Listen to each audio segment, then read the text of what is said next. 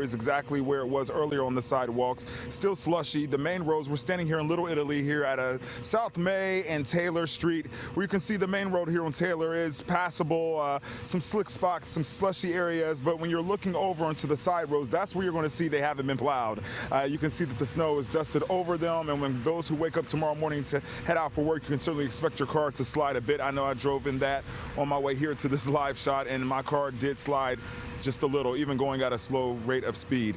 Now, the snow came just before 5 today. The Department of Streets and Sanitation deployed more than 280 snow trucks throughout the city. This is what crews say they've prepared for since July. They're already now in phase 3, they said. Now, trucks have been out for hours plowing and laying down salt. It's all about keeping the roads clear and safe for cars and buses. As crews work to clear the streets, residents also did their part. They grabbed shovels. Some even had fancy snow blowers. Some residents say this is a complete shock, and they hate that this much snow is here, even though they say they expect it because, again, y'all, this is Chicago. Rude awakening coming in from Sarasota, Florida, and coming into 15, 20-degree weather.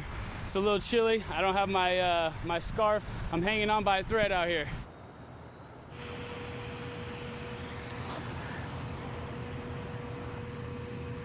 And coming up on WGN News at 10, hear what else the city is doing to keep you safe to get these roads clear. Reporting live in Little Italy, Rob Sneed, WGN News. All right, Rob, thanks.